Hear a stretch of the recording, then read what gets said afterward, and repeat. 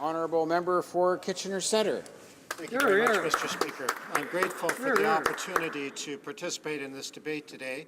I do appreciate the efforts of the honourable member in presenting Bill C-619, but I intend to join with the government in opposing this bill and the unrealistic climate change targets that it would impose upon Canadians.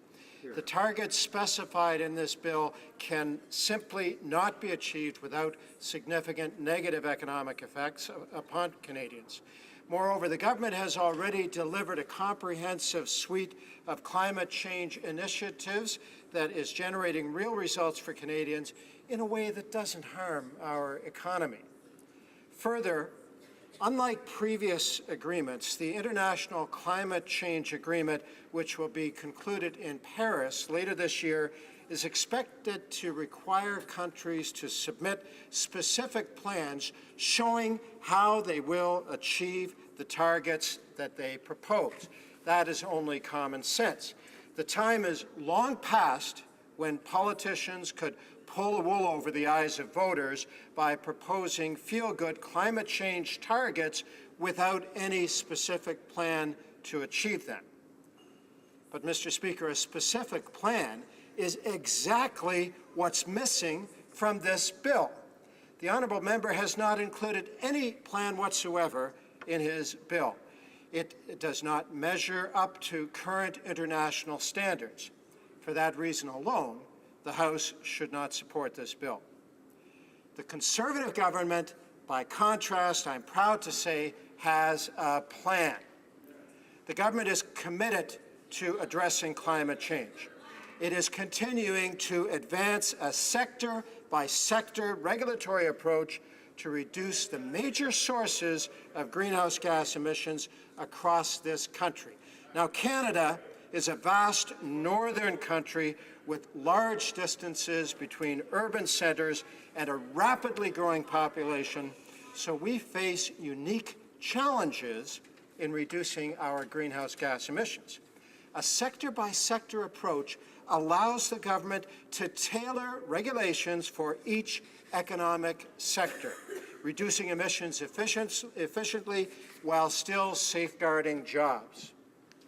Because of our close economic ties with the United States, we also work to align our greenhouse gas regulations with those in the U.S. as appropriate for the Canadian context.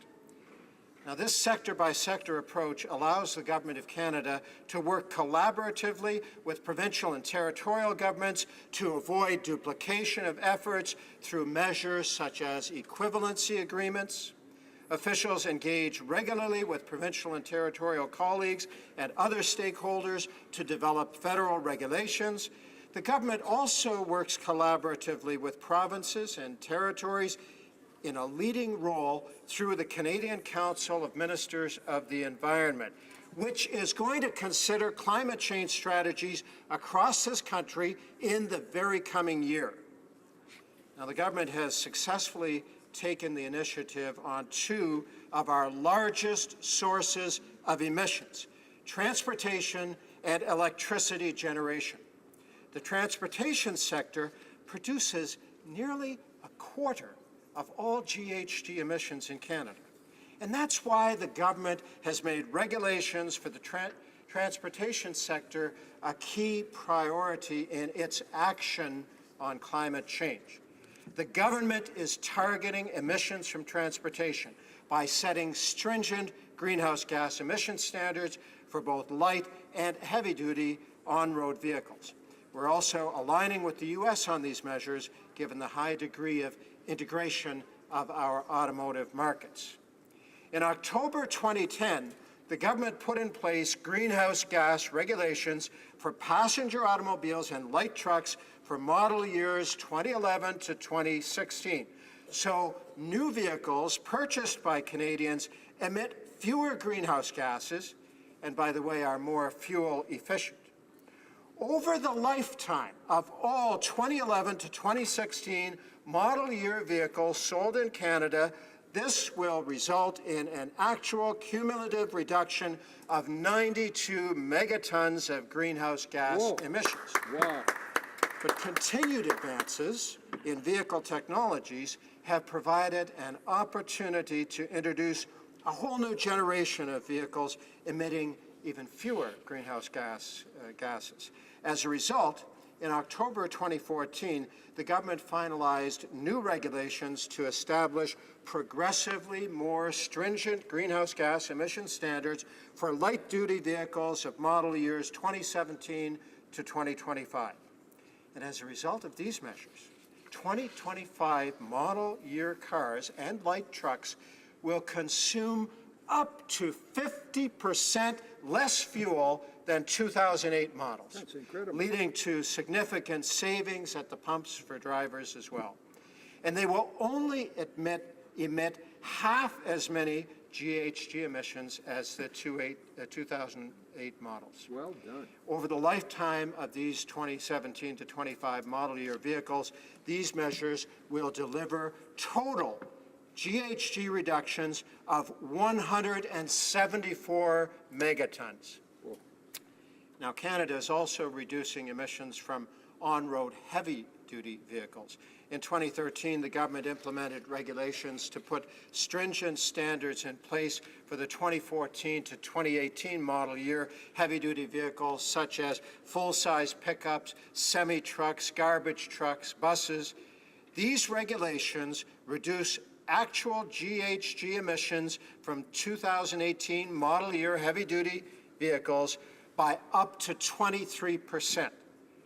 Building on this real success, the Minister of the Environment recently announced proposed regulations to further reduce GHG emissions from heavy-duty vehicles for post-2018 model years. The government has also delivered real reductions in the electricity sector. Specifically, we now have regulations to reduce carbon dioxide emissions from coal-fired electricity generation. Canada is the first in the world major coal user to ban the construction of traditional coal-fired electricity generating units.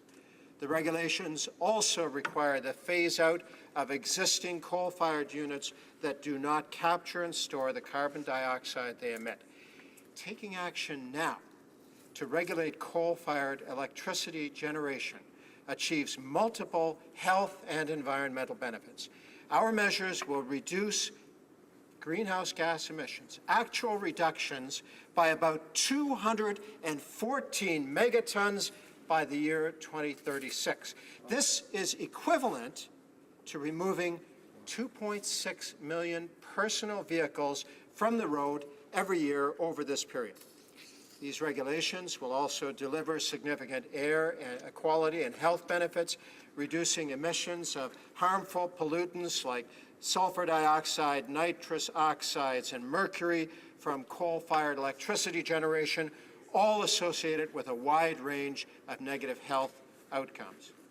Canada already has one of the cleanest electricity systems in the world. And, Mr. Speaker, these regulations will take us even further, a permanent transition towards lower and non-emitting electricity generation, such as high-efficiency natural gas and renewable energy sources. Building on these very real successes in the transportation and electricity sectors, in December 2014, the government published notice of its intent to regulate hydrofluorocarbons, HFCs. HFCs are greenhouse gases that are actually thousands of times more potent than carbon dioxide. They're used as coolants in refrigeration and air conditioning, in homes, buildings, industrial facilities, cars, trucks, and in other uses elsewhere. HFCs currently account for less than 2% of global GHG emissions, but if left unchecked, emissions of HFCs are expected to increase substantially in the next 10 to 15 years. Now, these measures are intended to control the manufacture, import, and use of HFCs in Canada. The Government of Canada will continue to work closely with stakeholders, provinces, territories, and our largest trading partner, the United States, to implement GHG reduction measures.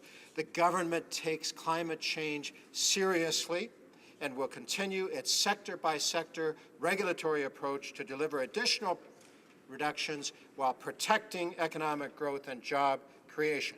Bill C-619, on the other hand, is proposing targets that will not fulfill these goals, will do the opposite, Mr. Speaker, and that's why I join with the government in opposing this bill. Thank you very much.